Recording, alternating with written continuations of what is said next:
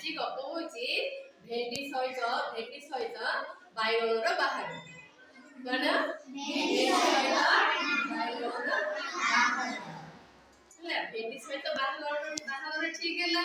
ତାପରେ କଣ ହେଲା, ସକାଳୁ ସମସ୍ତେ ସବୁ ପରିବା ଯାକ ଏକାଠି ହେଇକି ସଜନା ଛୁଇଁ, କଲରା, ଗାଜର, ଭେଣ୍ଡି, ଆଳୁ, କଣ ହେଲା ବୋଇତାଳୁ, ଆଉ କଣ ମଟର, ଫୁଲକୋବି, ପତ୍ରକୋବି, ଏ ସମସ୍ତେ ବାହାଘର ପାଇଁ ସମସ୍ତେ ଏକାଠି ହେଲେ। ଦେଖ, ଭେଣ୍ଡି ସହିତ ବାଇଗଣର ବାହାଘର ଠିକ ହେଲା। କାହା ସହିତ? ଭେଣ୍ଡି ସହିତ ବାଇଗଣର ବାହାଘର। ସକାଳୁ ସବୁ ପରିବା ଏକାଠି ହେଇଗଲେ, ସବୁ ପରିବା ଏକାଠି ହେଲେ। ଭୋଜି ହଉଛି ନା, ସବୁ ଖାଦ୍ୟ ଖାଇବେ, ମଜା ଖାଦ୍ୟ ଖାଇବେ, ମଜା କରିବେ ସମସ୍ତେ। ଧନିଆ ପତ୍ର ଭେଣ୍ଡିକୁ ବହୁ ବେଶରେ ସଜେଇ ଦେଲା। ଧନିଆ ପତ୍ର କଣ କଲା? ଭେଣ୍ଡିକୁ ବହୁ ବେଶରେ ସଜେଇ ଦେଲା। ବରସହ ଆଳୁ, ବିଲାତି ବାଇଗଣ, କଲରା, ସଜନା ଛୁଇଁ ବାହାଘରକୁ ଗଲେ। ବରସହ ଆଳୁ, ବାଇଗଣ, କଲରା, ସଜନା ଛୁଇଁ ଏମାନେ ସବୁ ବାହାଘରକୁ ଗଲେ।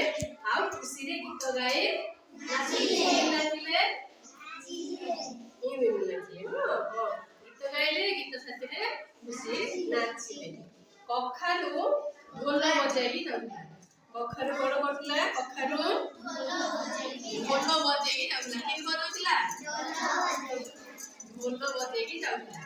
ହଠାତ୍ ସେ ଆଳୁ ଉପରେ, କଖାରୁଟା କଣ ଆଳୁ ଉପରେ ଦୋଲିକିନା ପଡ଼ିଗଲା। କେମିତି ପଡ଼ିଗଲା? ଆଳୁ ଭେଁ ରଡ଼ି ଛାଡ଼ିଲା। ଆଳୁ କେମିତି ରଡ଼ି ଛାଡ଼ିଲା? ଭେଣ୍ଡି ଲାଜ କରି ବାଇଗଣର କଣ ଗଳାରେ ବରଣମାଳା ଦେଲା।